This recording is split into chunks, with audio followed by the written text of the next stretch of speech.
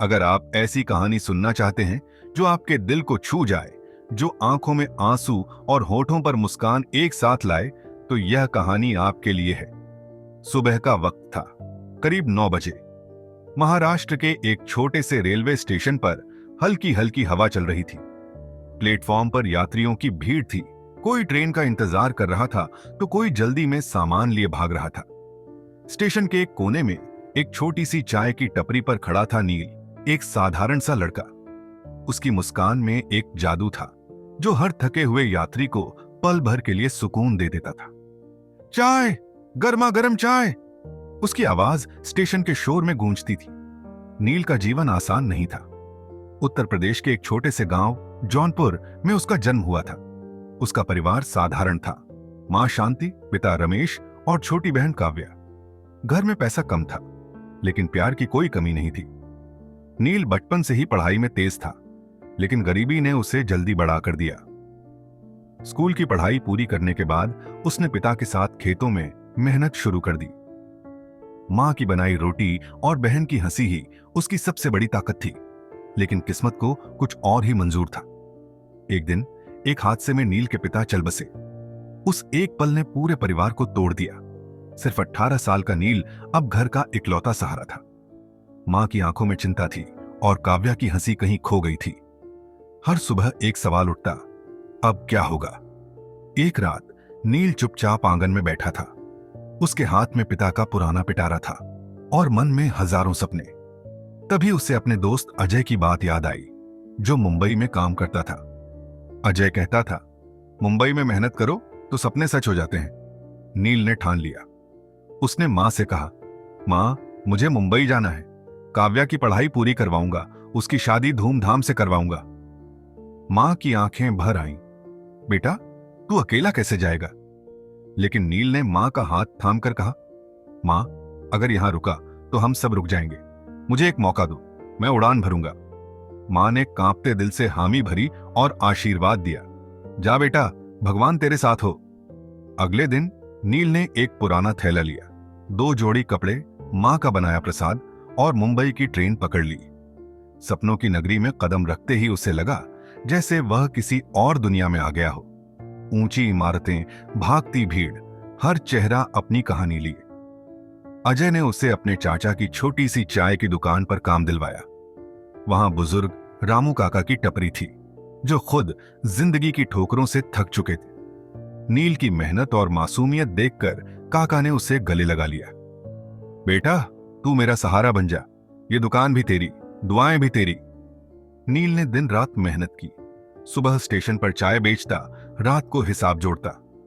कुछ महीनों में उसने गांव पैसे भेजने शुरू किए, ताकि मां को मजदूरी न करनी पड़े और काव्या की पढ़ाई चलती रहे। एक दिन गांव से चिट्ठी आई। काव्या के लिए अच्छा रिश्ता आया था। नील खुशी से झूम उठा। उसने अपनी सारी बचत जोड़ी और गांव लौट गया। काव्या की शादी धूमधाम से हुई। मां की आंखों में सुकून था और गांव वाले हैरान थे कि वही नील, जो कभी बेसहारा था, आज अपने परिवार का हीरो बन गया। शादी के बाद नील का मन गांव में नहीं लगा। मुंबई की चाय की महक, रामू काका की मुस्कान और सपनों की चिंगारी उसे वापस बुला रही थी। उसने मां से कहा, मां, मुझे फिर से उड़ना है। मां ने आंसुओं के साथ आशीर्वाद दिया, जा बेटा, तेरा नाम रोशन हो। मुंबई लौटकर नील ने रामू काका की टपरी को अपना सब कुछ बना लिया। काका ने उसे दुकान सौंप दी थी और नील उनका बेटे की तरह ख्याल रखता। उसकी जिंदगी अब सादी थी, लेकिन दिल से भरी हुई। वह अपने छोटे छोटे सपनों में खुश था। मां के लिए एक छोटा सा घर और एक अच्छा बेटा बनना। लेकिन किस्मत ने फिर पलटी मारी। एक बारिश का दिन था। स्टेशन पानी से लबालब था। नील अपनी टपरी पर भीगते हुए सामान बचा रहा था। तभी उसकी नजर एक लड़की पर पड़ी। वह अकेली थी, भीगी हुई, कांपती हुई। उसकी आंखों में उदासी थी और चेहरे पर डर। वह लड़की थी मायरा, जो किसी राजकुमारी सी लग रही थी। अचानक मायरा लड़खड़ाई और प्लेटफॉर्म पर गिर पड़ी। भीड़ में कोई आगे नहीं आया, लेकिन नील का दिल, जिसे मां ने इंसानियत सिखाई थी, रुक न सका। वह बारिश में दौड़ा, मायरा को गोद में उठाया और पास के अस्पताल ले गया। डॉक्टर ने पैसे मांगे। नील ने बिना सोचे अपनी सारी बचत निकाल दी। वह पैसा जो उसने मां के लिए जमा किया था, उसके लिए पैसे से ज्यादा कीमती थी मायरा की जान। घंटों बाद डॉक्टर ने कहा, वह खतरे से बाहर है। नील ने सुकून की सांस ली। डॉक्टर ने बताया कि मायरा एक बड़े बिजनेसमैन विश्वास अग्रवाल की बेटी थी। उसे पानी और बारिश से डर था, क्योंकि बचपन में एक बाढ़ ने उसका सब कुछ छीन लिया था। नील ने चुपचाप सुना और कहा, डॉक्टर साहब, अब आप संभाल लीजिए, मुझे टपरी पर जाना है। बिना किसी इनाम की चाह वह बारिश में लौट गया। जब मायरा को होश आया, उसने नील की कहानी सुनी। उसकी आंखों में आंसू थे। कौन करता है आजकल ऐसा, एक अनजान के लिए अपनी मेहनत की कमाई दे देता है। उस दिन से मायरा का दिल नील के लिए धड़कने लगा। उसने अपने पिता से सब कुछ बताया। विश्वास जी पहले हैरान हुए। उनकी बेटी, जो किसी शहजादी से कम नहीं थी, एक चाय वाले से प्यार करती थी। लेकिन जब उन्होंने नील से मिलकर उसकी सादगी और इंसानियत देखी, तो उनका दिल पिघल गया।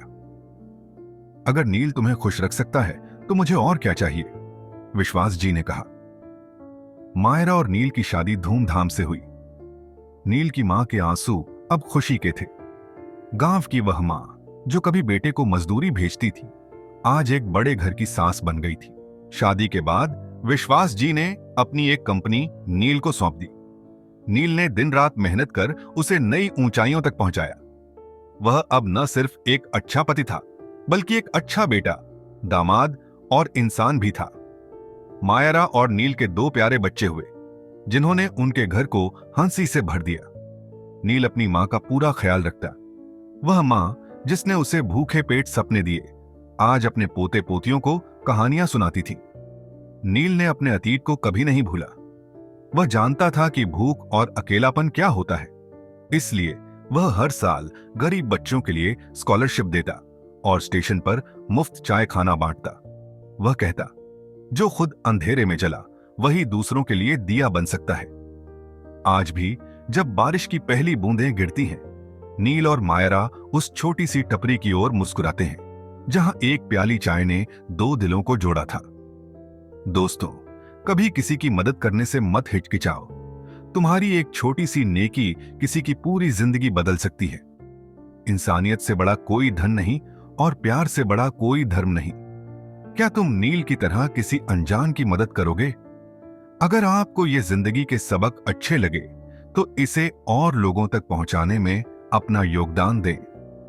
तो दोस्तों, फिर मिलते हैं ऐसी ही एक प्रेरणादायक कहानी और जिंदगी के नए सबक के साथ। धन्यवाद, शुक्रिया।